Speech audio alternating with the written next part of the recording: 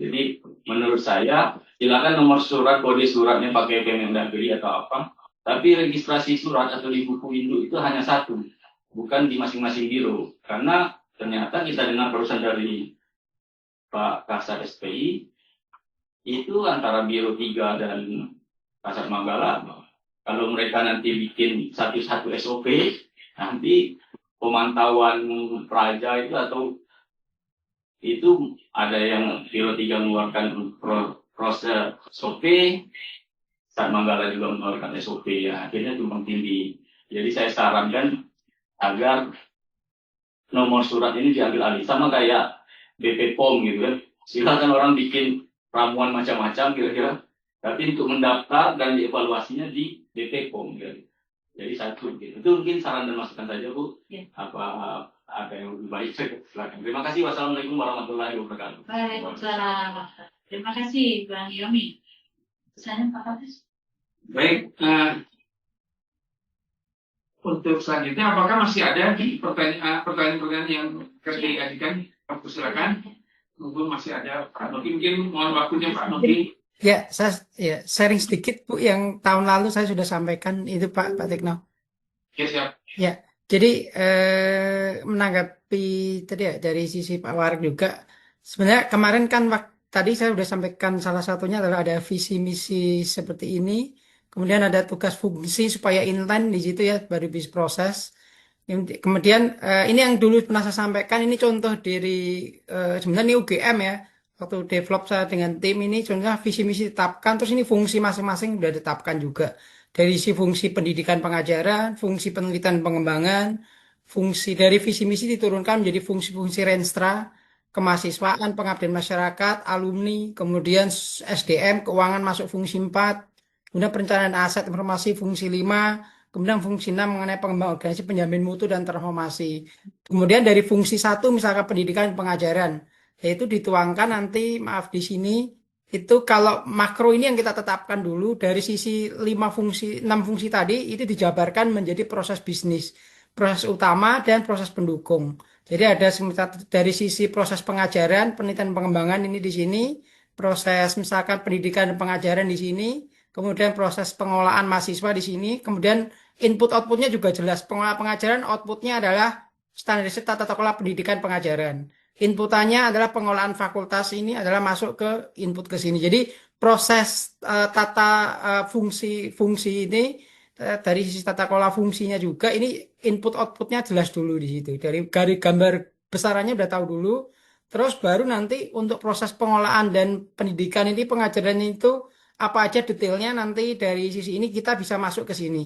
Maaf tadi ya, masih tugas fungsi tadi, sub fungsi outputnya apa di situ. Tadi output gedenya sudah tahu, sub kegiatannya kita perjelas, baru judulnya sudah tahu detail SOP-nya apa aja. Sehingga kita punya SOP dari bermacam dari sisi tugas dan fungsi. Tapi induknya sudah kita tetapkan dulu dari visi misi, fungsi masing-masing, baru masuk ke makro di sini. Ini sih usulan saran saya perlu kita tetapkan dulu dari sisi tadi arahan Pak Warik tadi juga kita akomodir untuk proses seperti itu sama fungsi internal. Gitu aja tambahannya sih dari saya. Terima kasih. Baik Bapak, ini saya sedikit mengetahui juga Pak. Kami dari PDN yang saya pahami kita sudah mencoba membuat itu Pak. Kita dimulai dari biro-bironya dulu Pak.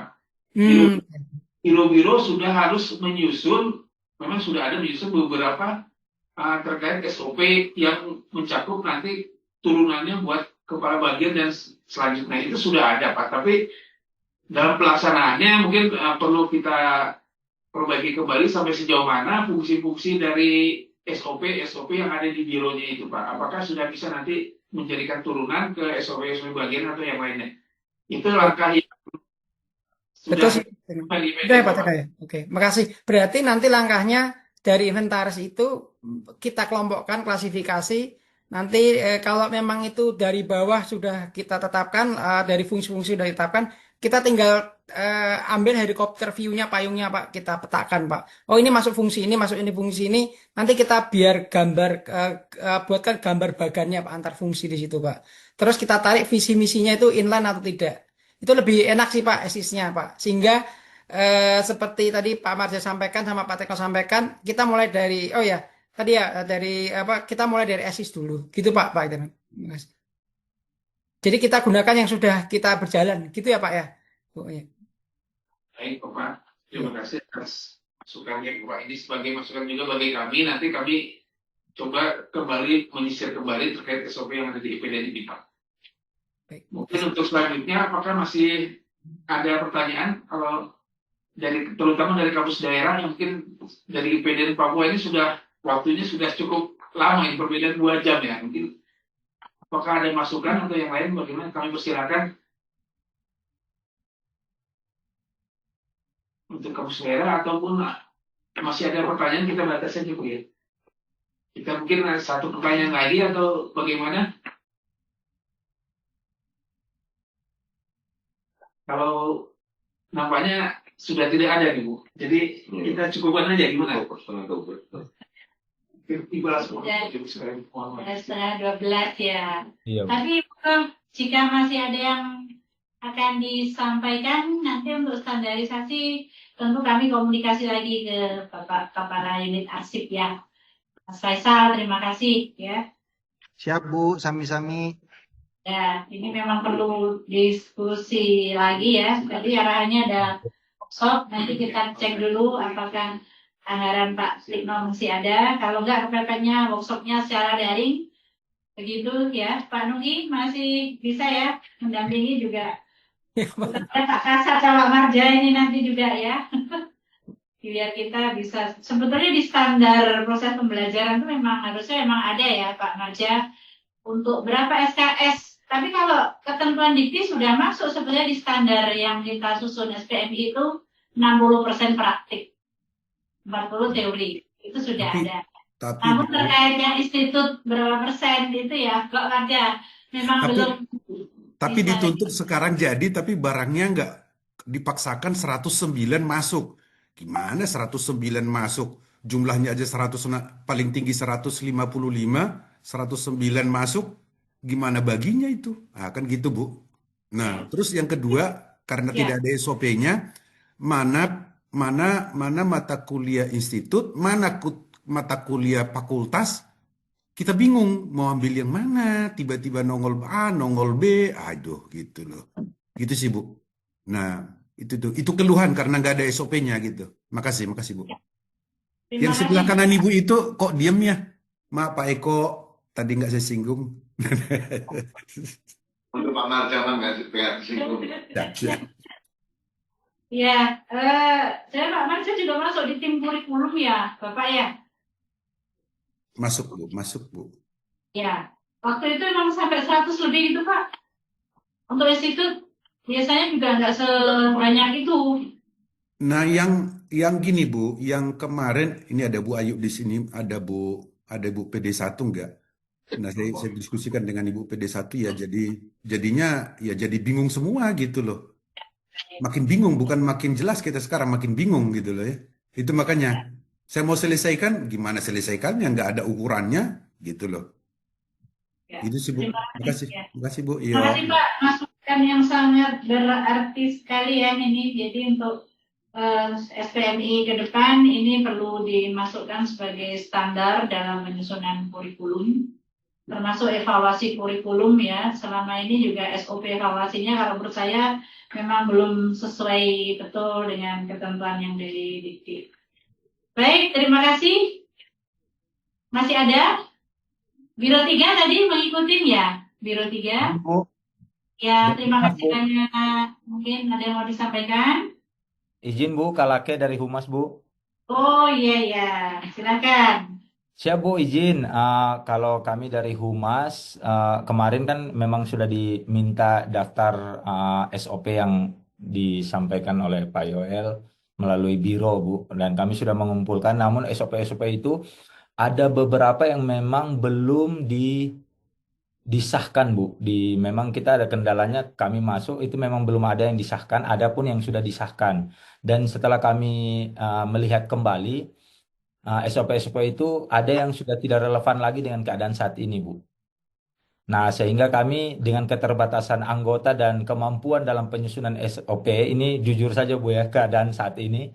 Nah, sehingga kami membutuhkan sekali untuk pendampingan dan untuk penyusunan SOP ini sendiri dan mungkin mendapatkan arahan-arahan lebih begitu untuk penyusunan SOP karena kami melihat apalagi terkait dengan publikasi dan lain sebagainya menyangkut langsung dengan masyarakat.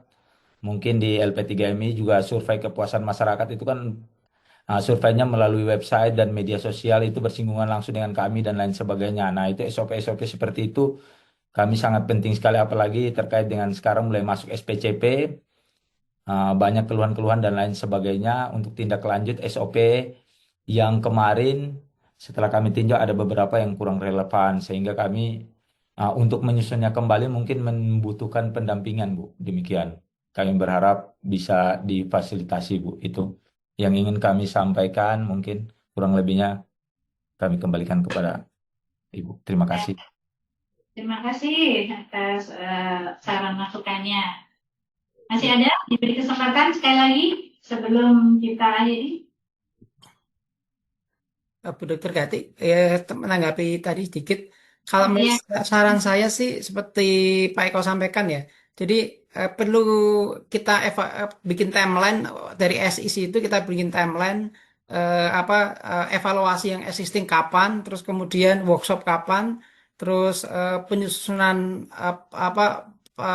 tadi dokumen penomoran dan sebagainya kita harus rumuskan dulu. Setelah itu baru sosialisasi, terus baru kita bagi tugas untuk melakukan proses kajian sehingga kita punya timeline secara keseluruhan.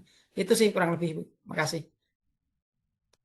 Terima kasih banyak Pak Muki arahannya. Jadi ini nanti setelah ini Bang Gira sama Pak Ahmad ya menyusun timeline dan kami mohon teman-teman tetap semangat ya untuk menyelesaikan PR besar ini karena SOP sangat penting bagaimana disampaikan tadi oleh Pak Warek 2 ya Pak Kasat bahwa ketika ada permasalahan SOP adalah sesuatu yang dapat dijadikan sebagai bahan untuk menyelesaikan suatu permasalahan seperti itu.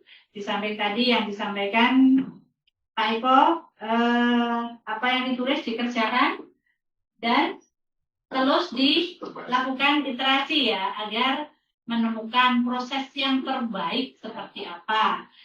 Ya saya 2010 pernah di perpustakaan itu ketika melayani peminjaman buku coba perbaiki terus seperti itu.